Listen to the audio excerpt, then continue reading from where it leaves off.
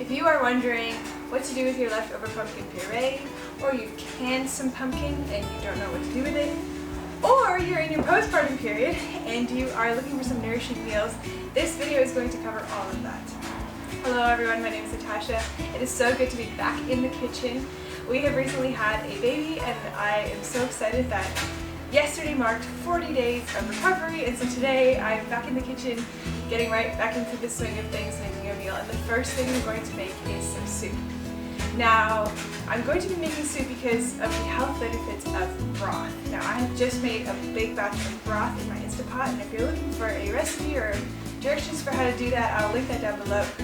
And that video also covers the health benefits of broth, and so if you're interested in that, go check that out. But it is very nourishing and actually probably the top recommend for women to have in their postpartum period. So that is why I am drinking it straight with a little bit of salt. But I also want to be making some soup with it because, of course, if you're coupling broth with the nourishing flavors of a soup like pumpkin or chicken, that can be just a whole bunch of good stuff for a healing body. Now, if you're not in your postpartum period, don't worry.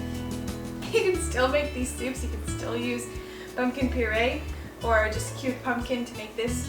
And I'm going to give you a quick once over with these two soups. I have made them on the channel before, so if you're looking for directions for just how to make those soups, you can find the recipes down below. I will link them for you, but let's get into it and get making some soup. Now I'm going to start by chopping a whole bunch of onion and garlic. If you are watching this for the postpartum kind of nourishing meals and you're wondering what, garlic and onion, I know there's lots of opinions out there that may not be good if you are breastfeeding.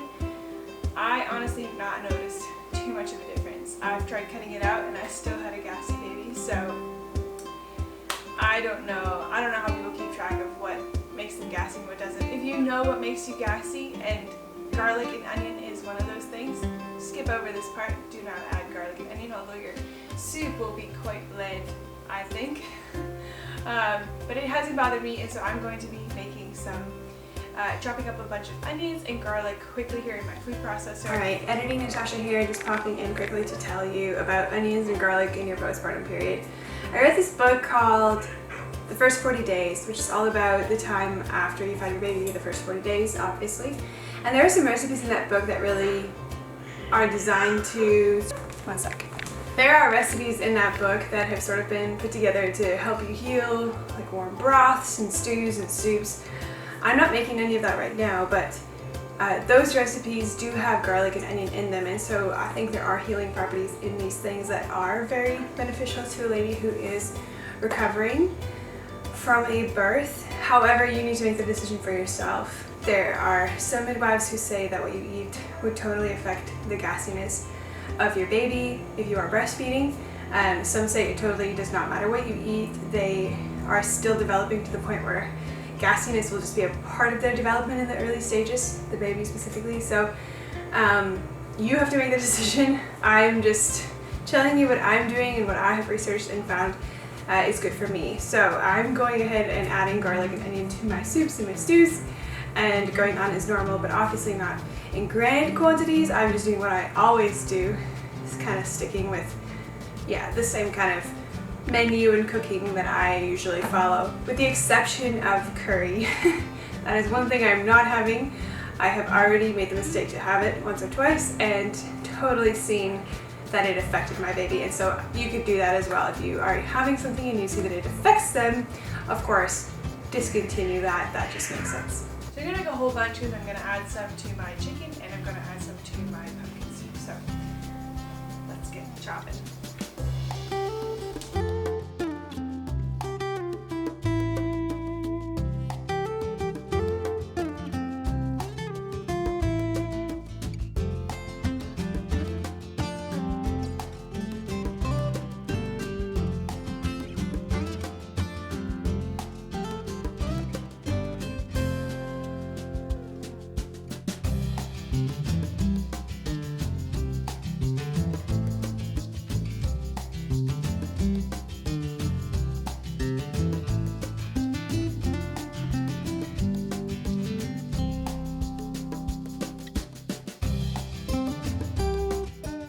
Now the onions and the garlic is chopped. I feel like the biggest job is over.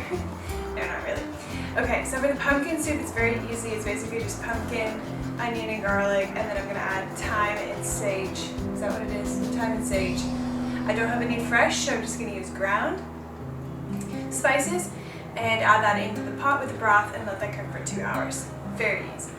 Now while I've got the pot on the scale, I'm gonna measure in my pumpkin puree. I strained off the water that we had when we canned the pumpkins. I just strained them off. You can probably add it in, but I don't want any more liquid in here. So I'm straining off the water on the pumpkins, measuring in how much I need, and then I'm also gonna add the onions, garlic, which I didn't saute. I'll saute those quickly in a separate pan. With some olive oil, and then put it back in with the rest of the stuff. Add in my sage, thyme, salt and pepper, and then also 1 can of coconut cream a little later on. I find that really makes a delicious addition to this soup. Now I recently did a video on this spice cabinet, so if you're interested, I'll link to it and you can have a look at that. I love my spice cabinet now, and I think it works very efficiently. Now I just did a little bit of sear, not a ton, but that'll be great flavor as opposed to just the plain old onions in there. And then I'm quickly going to do a little bit of garlic.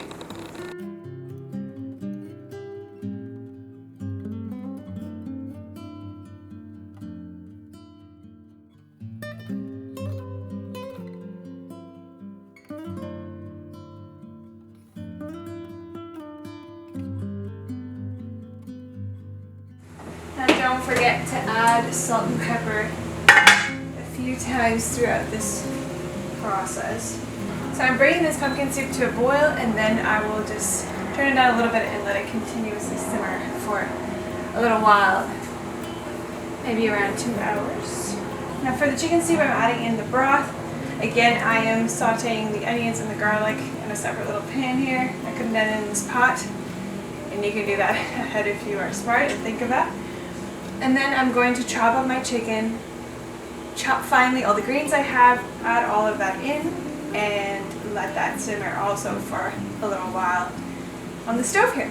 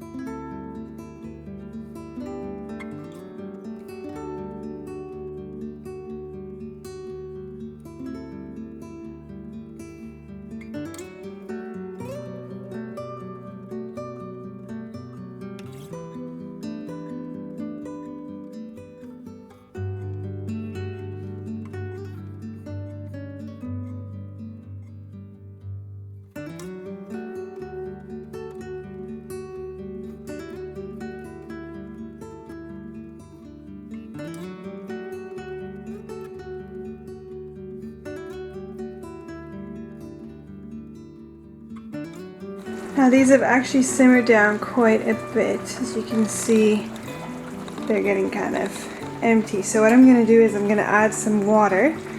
I'm going to add the greenery, or should I call that leafy greens, to the chicken soup one, and then let that cook for just a little bit longer.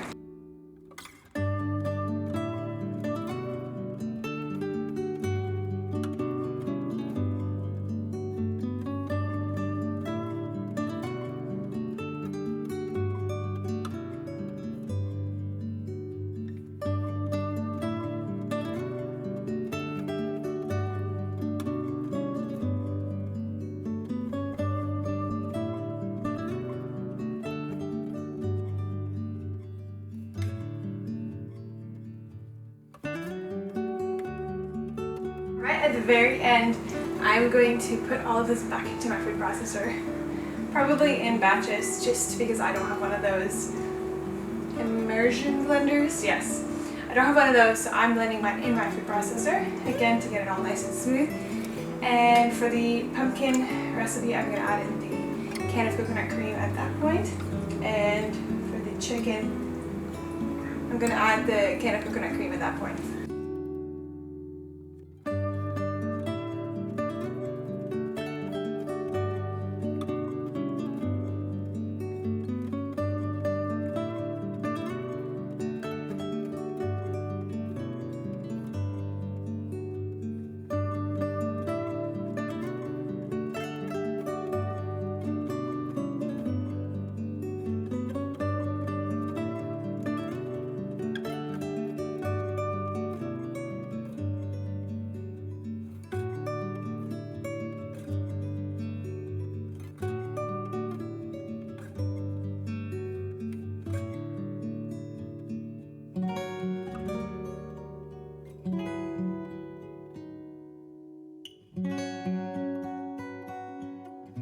Now, I actually don't have a can of coconut cream right now, so I'm just going to store these in jars in the fridge, and then when I'm ready to use them, I will add coconut cream then, which actually probably is better. I have stored this before with coconut cream and not had a problem, but usually it's recommended that you don't add any dairy to your soups, although coconut may not be a dairy, so that's why it's worked for me, but it's alright to add it later too.